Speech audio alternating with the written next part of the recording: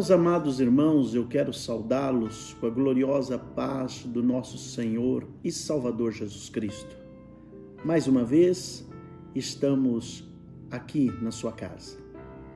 Queremos te convidar a ficar conosco durante essa programação.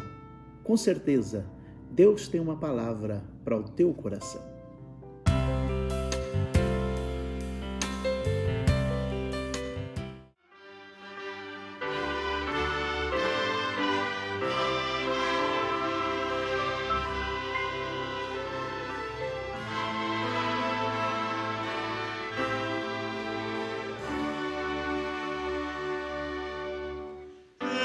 Os milhões que em trevas tão medonhas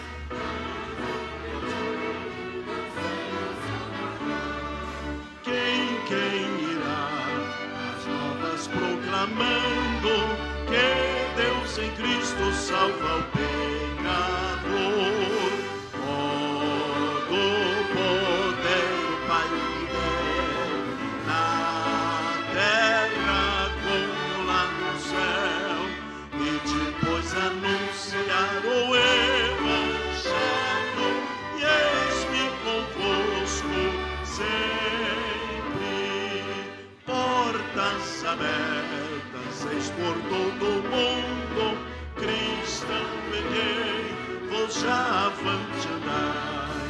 Crentes em Cristo, uni as vossas forças, da escravidão os povos libertai.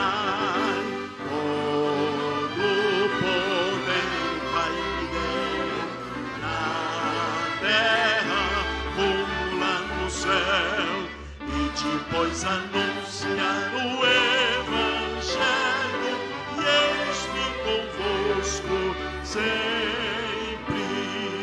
Ó, vinde a mim, a voz divina clama, vinde clamai em nome de Jesus, pra nos salvar da maldição eterna. Seu sangue derramou por nós na cruz.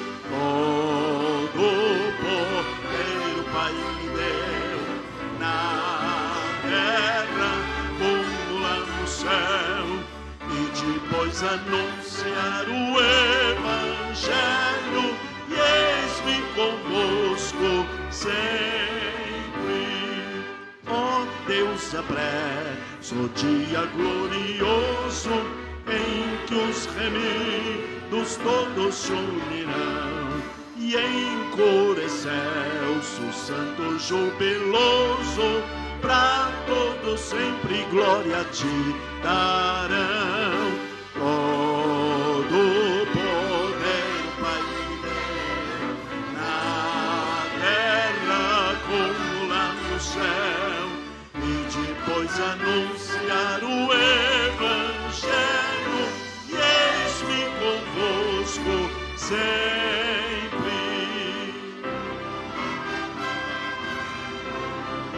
Aleluia!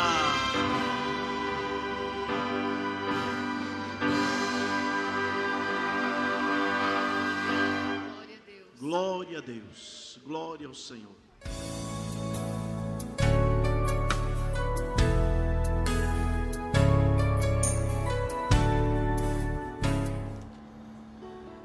Eu desejo cumprimentar a todos com a paz do Senhor.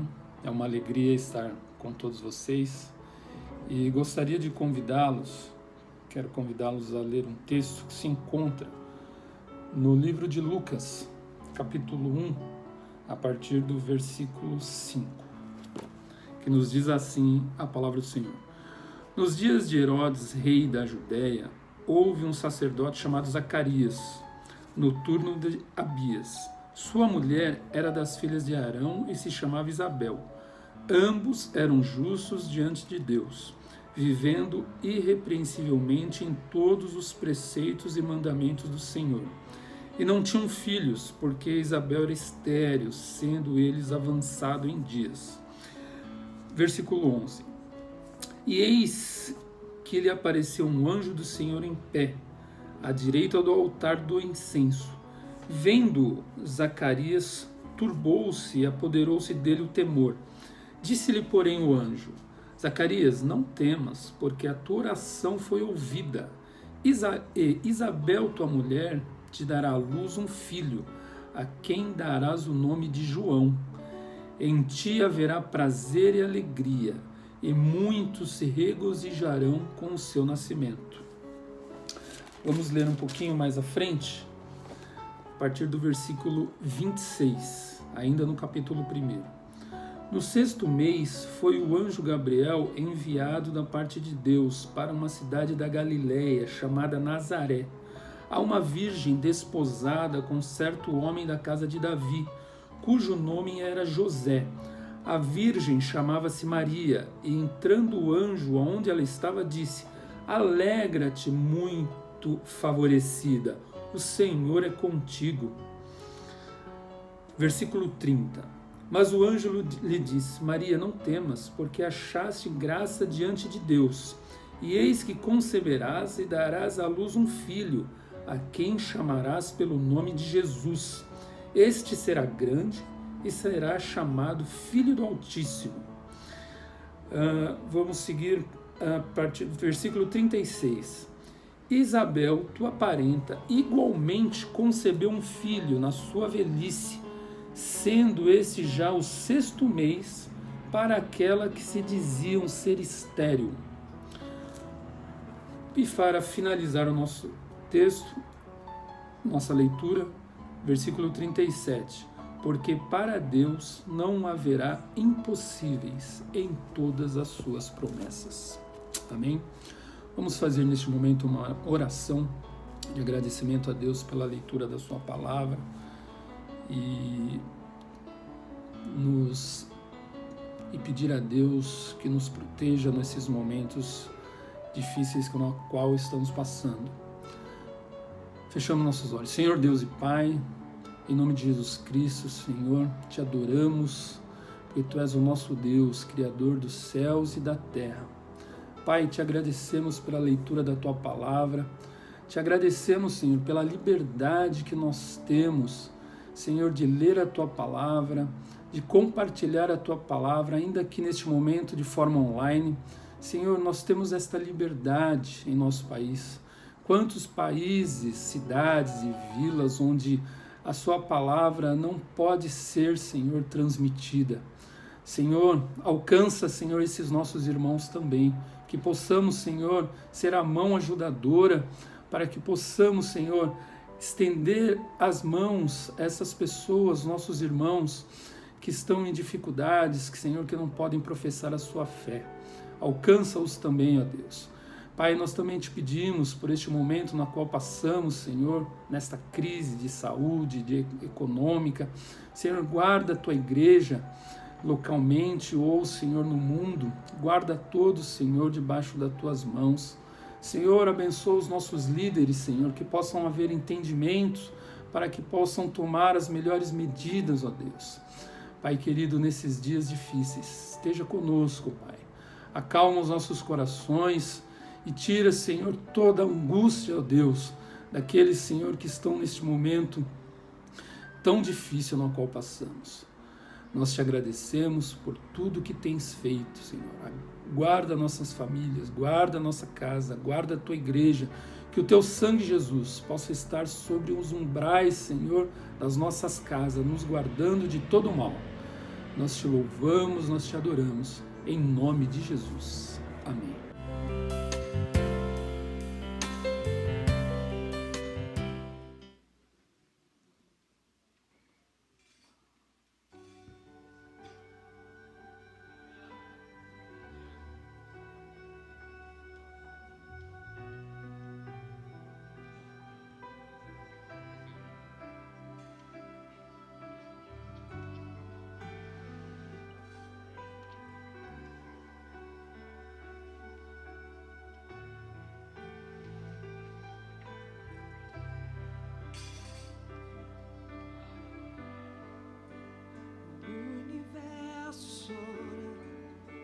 O sol se apagou, ali estava morto o Salvador.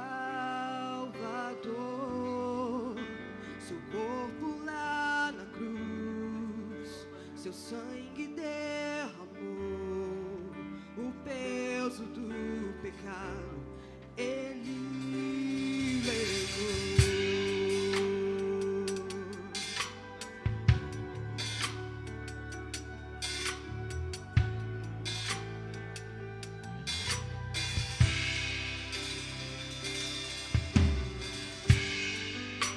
Deus Pai o abandonou, cessou o seu respirar e em trevas se encontrou o Filho. A guerra começou, a morte ele enfrentou, todo o poder das trevas vencido foi.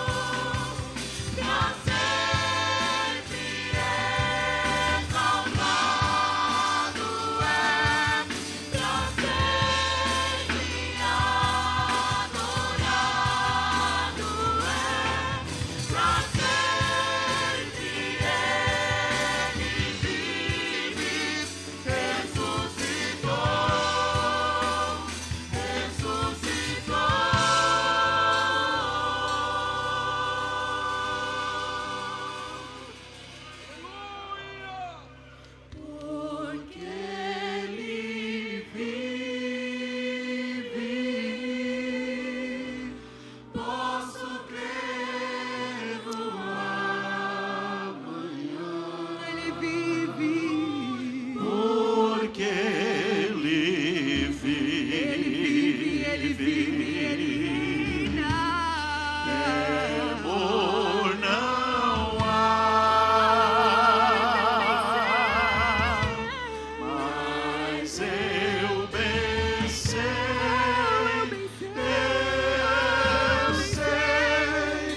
que a minha vida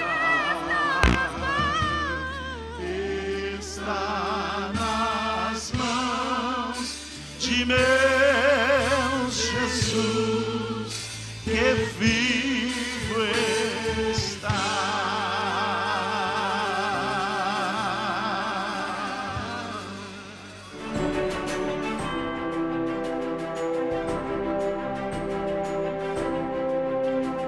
Meus irmãos, a paz do Senhor Jesus, eu quero agradecer a Deus por essa oportunidade que nós temos de poder falar da palavra de Deus aos vossos corações.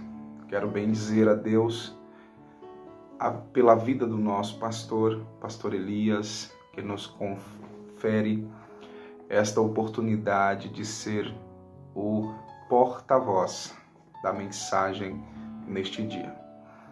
Neste momento eu quero convidá-los para fazermos uma leitura em Efésios capítulo 3, versículo 14, 15 e 16. Versículo 14 diz assim: por causa disso, me ponho de joelhos perante o Pai de nosso Senhor Jesus Cristo, do qual toda a família nos céus e na terra toma o nome, para que, segundo as riquezas da sua glória, vos conceda que sejais fortalecidos com poder pelo Espírito no homem interior. Esta mensagem que Efésios contém, que Efésios ensina-nos acerca da oração de Paulo, é uma mensagem contemporânea. A Bíblia é a palavra de Deus, e por mais que as intenções de Paulo, ao escrever esta carta, estivesse direcionada a uma igreja do primeiro século, a mensagem contida nesse trecho das Escrituras, ela é atual aos nossos dias. Nós podemos aplicá-la aos nossos dias. Quando Paulo escreveu esta carta aos Efésios, ele estava em uma circunstância adversa, preso em Roma, restrito de sua liberdade. Por crime religioso havia sido trancafiado, colocado numa prisão domiciliar. E mesmo dentro daquela prisão, Paulo não se encontrou limitado para professar e proclamar a mensagem da graça de Deus. Esta não é a primeira oração que Paulo faz nessa carta. Esta é a segunda oração. A primeira oração acontece em Efésios capítulo 1, a partir do versículo 15. É quando ele ora pela unidade da igreja. No capítulo 2, Paulo, ele fala da condição humana. Depois ele destrincha o plano salvífico de Deus e mostra que mesmo o homem estando dentro da sua condição de separado de Deus, morto, escravo, Deus, por misericórdia, o resgatou. No capítulo 3, é onde Paulo vai falar sobre a nossa condição diante de Deus. Nós vamos ver que ele vai usar expressões como arraigados, fundados, habitando em Cristo, São figuras que representam a nossa participação no corpo de Cristo, como uma figura de uma árvore e como uma figura de uma casa, nas quais estamos firmados. Paulo, ao entrar no capítulo 3, na verdade, ele quer fazer um alerta àquela igreja. No início do capítulo, primeiramente, Paulo já coloca em pauta a questão da soberania de Deus sobre a sua vida. Ele diz: por esta causa, eu, Paulo, sou prisioneiro de Cristo. Ou seja, as minhas prisões não é resultado de um esquecimento de Deus. As minhas prisões não é o resultado de um abandono de Deus. As minhas prisões fazem parte da glória de Deus. Quando Paulo está regressando da sua terceira viagem missionária, que os efésios insistiram para que ele estivesse com eles mais uma vez, o apóstolo Paulo deixou claro que ele precisava glorificar a Deus por meio do sofrimento. Paulo tinha em mente as suas prisões, mas ele sabia que as suas prisões trariam e glorificariam Cristo de forma verdadeira. Quando Paulo está preso aqui, é como se estivesse cumprindo o que ele disse àqueles irmãos que insistiram por ter a sua presença mais uma vez. Ele está dizendo: eu estou preso, mas isso não é sinal de que Cristo falhou. Não é sinal de que o meu roteiro falhou. Não é sinal de que ele errou em algum momento. Alguns estudiosos dizem que havia muita dissensão na igreja de Éfeso. E essas dissensões começaram após a prisão de Paulo, porque eles estavam questionando o porquê Deus permite que o apóstolo Paulo esteja preso, esteja trancafiado. Um homem que dedicou toda a sua vida na exposição do evangelho, na pregação, na cura, na diversidade dos dons, aconselhando, instruindo, direcionando uma igreja. E agora Paulo está preso. Há questões a serem levantadas, porque diante de uma circunstância contra aquele que serve a Deus, ou quando aqueles que servem a Deus se encontram dentro de uma circunstância diversa, é comum, talvez nem tanto para quem está vivendo, e sim para quem está de fora. Ele costuma questionar: mas por que Deus permite isto na vida dele, se ele é um servo de Deus, se ela é uma serva de Deus, se ele serve ao Senhor continuamente, mas aquele irmão não perde um trabalho, aquele irmão não sai da oração, por que ele vive isso? Eu quero dizer uma coisa para você: às vezes nós precisaremos glorificar a Deus em circunstâncias adversas. É o que Paulo disse: eu preciso glorificar a Cristo por meio da minha vida. Parafraseando as expressões de Paulo em Atos, que nesta noite nós possamos glorificar a Deus com tudo que há em nós, com tudo que está em nós. E nem sempre esse tudo que há em nós, que está em nós, significa circunstâncias favoráveis. Ele começa dizendo: eu, Paulo, sou prisioneiro de Cristo, não de Nero. Quem me colocou aqui não foi Nero. Quem me colocou aqui foi Deus. Eu estou sob o controle soberano de Deus. Eu estou sob o domínio soberano de Deus. Esta é a palavra do Senhor para a tua vida. Você está sob o domínio soberano de Deus. o Senhor está com as mãos estendidas sobre ti. E o apóstolo Paulo ele vai discorrendo no capítulo 3 sobre a sua condição, sobre o seu estado de servir, seu estado de ser um escravo de Cristo. E ele usa até a expressão diácono para significar a sua condição de servo diante de Deus. Porque o servo, ele não está sujeito apenas aos regozijos do seu Senhor, mas o servo também está sujeito a passar adversidade pelo seu Senhor. E é isso que Paulo nos ensina fervorosamente nesta mensagem. Se nós formos observar a preocupação de Paulo com a salvação daquela igreja, com a vida espiritual daquela igreja, nós vamos perceber que no versículo 13, o apóstolo diz: vos peço que não desfaleçais nas minhas tribulações por vós, que são a vossa glória.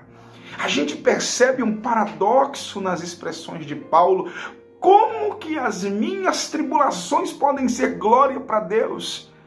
Como que aquilo que eu passo de adverso pode significar glória para Deus? A gente tem uma certa dificuldade em entender isso. Como glorificar a Deus na prova, na quarentena, nas adversidades, na restrição social? Porque nós temos aquele conceito de que Deus, ou servir a Deus, representa sempre viver abundantemente. E não é isso que Paulo nos ensina em Filipenses, antes de dizer que ele pode todas as coisas naquele que fortalece. Primeiro ele diz que já passou adversidade, que já passou frio, que já passou fome, que já soube estar abatido e já soube ter contentamento. Ou seja, eu sei entender que para servir a Cristo não significa estar sempre no meio da abundância, mas às vezes padecendo necessidade. E Paulo está dizendo: olha, as minhas prisões são a vossa glória. O meu sofrimento representa glória para Deus. Mas nós não estamos falando de um masoquismo aqui.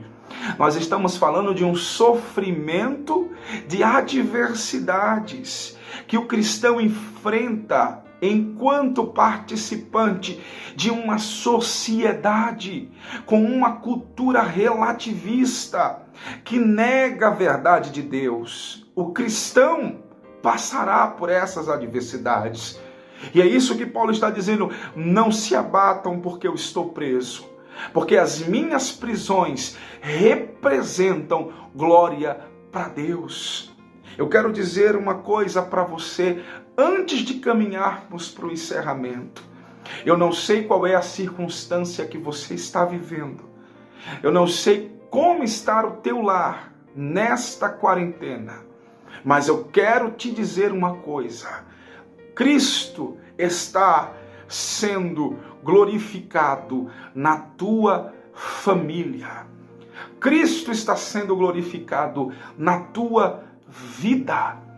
Cristo está sendo glorificado no teu testemunho, na tua experiência com Ele. Permaneça firme, não se desfaleça.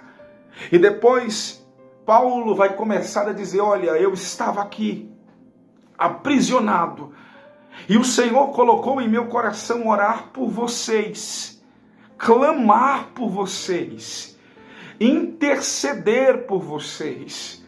E ele coloca-se de joelho diante de Deus. É como se ele estivesse escrevendo o texto, e ele faz uma pausa e coloca-se diante de Deus e começa a interceder pela vida espiritual daqueles irmãos. Nós percebemos que a intercessão de Paulo não é materialista em nenhum dos aspectos, mas a intercessão de Paulo é extremamente espiritual. Preste atenção. Por causa disso, me ponho de joelhos perante o Pai do nosso Senhor Jesus Cristo, do qual toda a família nos céus e na terra, toma o nome, para que, segundo as riquezas da sua glória, vos conceda que sejais fortalecidos com poder pelo seu Espírito no homem interior. E eu quero me deter apenas neste primeiro tópico que Paulo diz, de sua oração. Me ponho de joelhos por esta causa. Que causa? A mensagem do Evangelho. Segundo, Paulo ora para que Cristo os visite espiritualmente, para que eles sejam alcançados por Deus de forma interior. Paulo fala de um revestimento interno. No capítulo 1, versículo 13 e 14, Paulo fala de um penhor dado pelo Espírito Santo. Após ter recebido a mensagem crido, fostes selados pelo Espírito Santo, que é o penhor. Agora Paulo fala de um revestimento espiritual, que eles receberiam da parte de Deus, no momento de todo aquele questionamento que eles estavam vivendo. E esta é a palavra que Deus colocou no meu coração para a tua vida, que no meio deste distanciamento e dessa circunstância adversa, circunstancialmente falando, em todos os âmbitos sociais, que você e a tua família sejam revestidos de poder pelo Espírito Santo, aí onde você estiver agora, que esta mensagem dos céus toque em seu coração. Enquanto eu prego esta mensagem a vocês, eu sinto o meu coração queimar diante de Deus, porque eu sei que há pessoas questionando a soberania de Deus. Deus impulsiona a me falar, mas Ele está dizendo para você, descanse, porque no meio dessa situação adversa, eu revisto a minha igreja com meu Santo Espírito. Por esta causa, me ponho de joelhos. E esta é a mensagem do Senhor para a tua vida neste dia. Que o Senhor te abençoe. Que o Senhor derrame sobre ti a sua poderosa palavra. E que confirme no teu coração esta mensagem. Seja alcançado pela graça. Você e toda a sua família, aonde você estiver, que esta mensagem fale ao teu coração, em nome de Jesus Cristo. Esse é o desejo da nossa alma, que sejais fortalecidos com poder pelo Espírito no homem interior. Neste momento, eu quero orar por você, para que Deus confirme esta palavra em tua vida. Senhor, meu Deus e meu Pai, nós te pedimos, ó Senhor, que a tua presença esteja sobre os teus filhos. Ó Deus, e que neste momento de adversidade que nós estamos enfrentando, que o Senhor seja glorificado em nós e que as tuas mãos estejam sobre a nossa vida. Abençoa os teus filhos que estão ouvindo esta palavra e a todos que serão de alguma maneira atingidos por ela. Deus, que haja reconciliação, que haja aceitação do teu nome, que onde eles estiverem agora, aqueles que estão afastados, voltem aos teus caminhos, e aqueles que estão ouvindo a tua palavra pela primeira vez, que o teu Espírito Santo os convença, ó Pai. Em nome de Jesus Cristo, nós te pedimos, Senhor, visita o teu povo da graça, enche-os do teu Espírito Santo. Nós te agradecemos. Amém. Que Deus, em Cristo Jesus, te abençoe. que nesse dia você seja alcançado pelo Senhor. Quero ministrar as bênçãos apostólicas sobre a vida de todos vocês. Que o amor de Deus, a graça do nosso Senhor e Salvador Jesus Cristo, a comunhão e a consolação do Espírito Santo seja com todos, não somente hoje, mas sempre. Amém. Que Deus vos abençoe. Que bom que pudemos estar juntos por esse tempo. Creio que a palavra de Deus tocou a sua vida de uma forma esplendorosa. Quero agradecer ao meu amado irmão, minha amada irmã, pelo tempo e oportunidade que concederam a nós. E te convidar para que no próximo culto esteja conosco, permitindo o Senhor. Que Deus te abençoe.